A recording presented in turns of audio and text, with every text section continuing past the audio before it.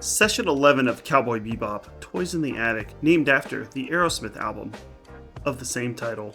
And this one is a homage, parody, takeoff, piss take, movies like Alien and Predator, where a group has to fight against a monster. And this one takes place in the Bebop, in the spaceship the entire time, so the obvious homage is Alien 1, not the sequel Aliens, which is a better movie, but Alien 1's pretty cool too. And we get to see different parts of the spaceship that we haven't seen before. But I actually would have liked to see more. Specifically, I want to see the living quarters. We always see this living room area, the common area, I guess you could say, with the couch and the computers. We've seen the airlock room where they can get out into the outside of the spaceship, and a bathroom or two. But the living quarters, show me the living quarters! What does Spike's room look like? Is it cool? So the Bebop crew, just like the last episode, are just chilling out, except for this time, they have no money. Last episode, it started with them cashing in a bounty and getting some money. This time, they're floating out into space and are broke. Apparently, everyone in the Milky Way galaxy is just on their best behavior because no one's committing any crimes for them to catch. And Spike is cooking up this kebab that I actually think looks pretty good, but it looks like it's mostly vegetables and he overcooks it and it tastes terrible. Jet and Faye are playing a game of dice, and Faye, being the shyster that she is, has Jet guess. When she rolls this dice, is it going to be odd or even? Jet begins to bet some of his own belongings, including his clothes. It looks almost like they're playing strip poker, but they're playing dice. And like a good rip-off artist in New York City, Faye always knows if the dice are going to come up odd or even, because she has this little bracelet that'll automatically turn them even or odd, depending on how she hits it. So Jet loses a bunch of stuff. So the only one who's doing well right now is Faye. She's getting all of Jet's stuff, his guns, his clothes. I don't know why she would want those, but maybe to sell them. And everyone else is just lounging around. But there's this mysterious creature, and we get some CGI from the monster's point of view. There's a mysterious creature that's creeping around the Bebop crew, and it bites someone. Jet, like the title of this show is called, enters the attic of the spaceship, and he sees this mysterious refrigerator, and then something zooms and bites him. So Toys in the Attic is not just a homage to classic rock musician Aerosmith, it's also accurate to this episode.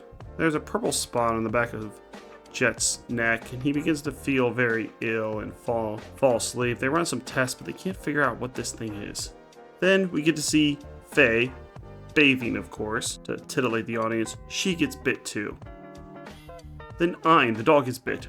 Then, most annoying person, Edward, gets bitten. Maybe she won't survive this one. And so that leaves it to Spike to hunt this thing down. It's a homage to Alien, but like I said, it really reminded me of the end of Predator. I'm aware Alien ends in a similar way, where Arnold Schwarzenegger puts on the war paint, and he's the last one left. He at least looks more like Arnold Schwarzenegger than Sigourney Weaver, though their hairstyles are similar.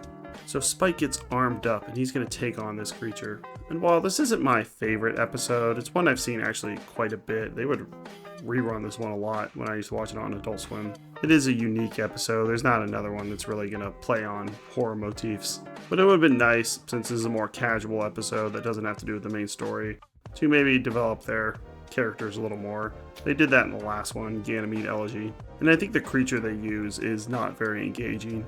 We see glimpses of it, and it's really just this pile of sludge that can slip its way into the air ducts and comes down and bites you. In fact, I'm not sure how it bites you. We never see its mouth or its teeth or anything.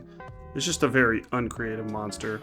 It's supposed to be something that came from the refrigerator, but come on, Cowboy Bebop, you can't design something better than this. I know you can do it. Especially since we learn at the end that it's actually that it comes from a lobster. They could have at least made it look like a lobster, but no, it just looks like a pile of mush. Like if you just dropped Jello on the ground, that's what it is. It's just a Jello monster.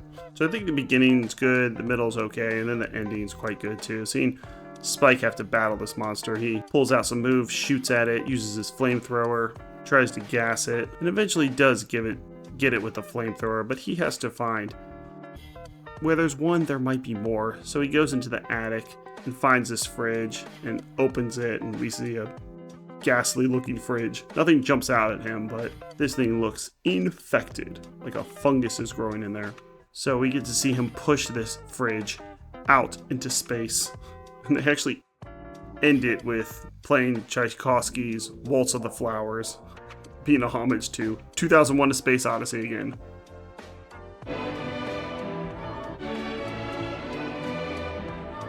HAL 9000 a few episodes ago. Now we're getting a refrigerator floating out into space, sprinkling dust. It's supposed to be fungus, but I don't know. I guess it looks pretty. They do a homage to 2001. And it's a great way to end the episode. And it looks like they will be able to heal from these wounds. Considering this thing doesn't really seem to have a mouth, and it doesn't kill them, it just makes them sick.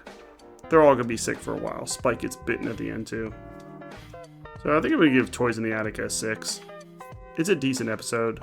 Not an essential one to understand the main story or to watch to help develop the world or anything. But I've noticed in some reviews, a lot of people say to show this episode to people if they don't know much about Cowboy Bebop. I actually disagree. I think you should show something like Pure Outlaw Flu or Battle of the Fallen Angels or even My Funny Valentine. I think showcases what this show is more about. This is just a kind of homage to horror while not really being scary itself and kind of poking fun at, well, everything. So don't leave stuff in the fridge. That's the moral of the story. Toys in the Attic's a decent episode. There's definitely better ones. But in this entire series, we really haven't run into a terrible one. Not yet, at least. Still deliver same amount of style and thought that every episode is. This review gave it a 9 out of 10, a brilliant sci-fi horror parody. This episode feels like something that a person who has never seen the show can still enjoy as a standalone episode. The tension can be felt in the same way as an alien horror film or even a mystery might feel. Something somehow has been biting the characters on the Bebop, and Spike tries to investigate what it might be. While there's a certain amount of creepiness and suspense, it is clear, especially with the reveal of what the creature really is, that this is a parody of those films, and the result is a lot of laughs. The most tense part was actually at the end, where he's pushing out this refrigerator. When the creature's just darting around, we don't see it very much, and because it's so unmenacing, it doesn't really cause much tension or horror. But once you see that this refrigerator, when he's trying to push it out into space, is starting to open, and now there's a creature that comes back inside, and Ed eats it, then it's like, oh no, a bunch of creatures might come out that are a lot more scary looking. To me, the refrigerator part was the scariest, but it makes for a very enjoyable and entertaining episode that stands out as original in a show with a plethora of incredible episodes. I know, why don't they make it Cowboy Bebop Season 2? Maybe that ridiculous Netflix show. I'll review that at some point. They decided to do a live action version of Cowboy Bebop and have a guy who's 50 years old play Spike. Genius idea, Netflix. There's a Cowboy Bebop movie. I'll review that later. But that's it, 26 episodes and one movie. That's all you get. You better like it. Next is Part 1, Jupiter Jazz, where we're back to the main storyline. One of 2 episodes that have a Part 1 and a Part 2. The other one being Real Folk Blues. And check out our playlist for other series we've covered, like Mystery Science Theater 3000. We're doing every episode. Black Mirror, Monsters, Fear Itself, Pet Shop of Horrors, Tales from the Dark Side. Thanks a lot. Think